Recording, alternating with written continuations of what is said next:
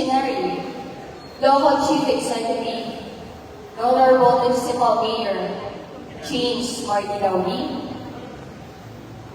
my esteemed colleagues in the local legislature, the honorable members of Sangguniang Bayan, our dedicated provincial leaders, Governor Melasio, Congressman Ray Salvacion, Mayor Army Carion, Vice Mayor Mark Senyo, Vice Mayor Babs Rico Hermoso, Mayor Jobeng de la Peña,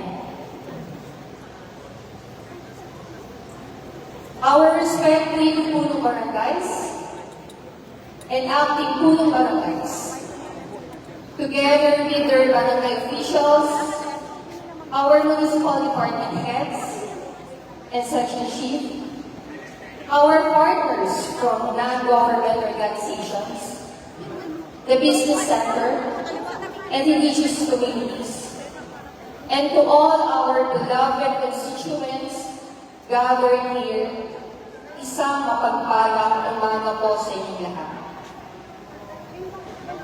As the presiding officer of the 12th Sangguniang Bayan, it is my singular honor and distinct privilege to welcome you all to the State of the Municipality Address of Gaza. Today's assembly is a cornerstone of our democratic process. It is a moment when public administration transcends day-to-day governance, becoming an open, honest, and transparent dialogue of accountability with the very people who bestowed upon us the sacred mandate to serve.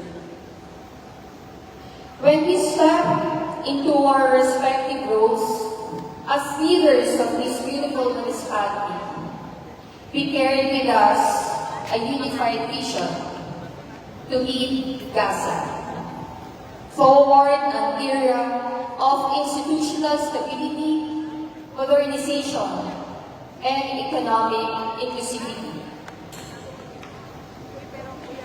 Today, as we prepare to honor the report of our municipal mayor, I am profoundly proud to stand before you and affirm that the relationship between the executive branch under the leadership of Mayor Lim and the legislative branch through the Sangguniang Bayan has never been stronger.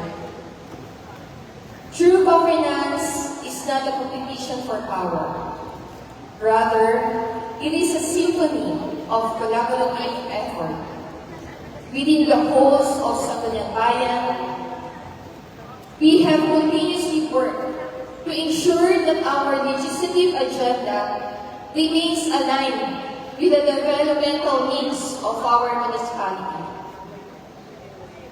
We have deliberated on, crafted, and passed responsive ordinance and resolutions designed to provide the solid statutory foundation for our town's advancement.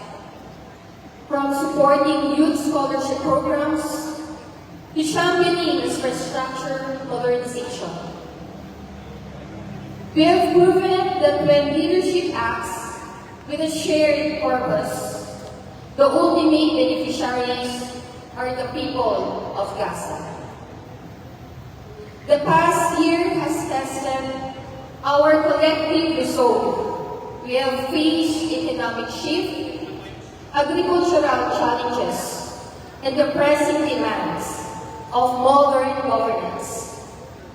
Yet, the state of our municipality is not measured solely by concrete structures, digital innovations, or administrative milestones. Rather, the true state of our municipality is reflected in the unwavering resilience, deep sense of cooperation, and enduring spirit of citizenry. Every tax paid, every local ordinance observed, and every community initiative supported by our barangays, is a direct investment in the progressive Gaza that we are building together.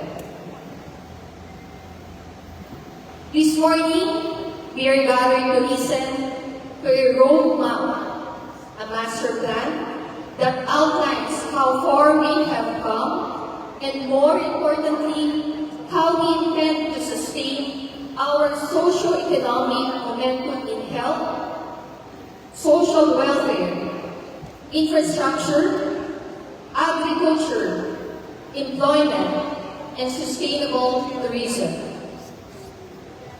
As we open our minds and hearts to the comprehensive report that we will present them before us, let us renew our commitment to active civic participation.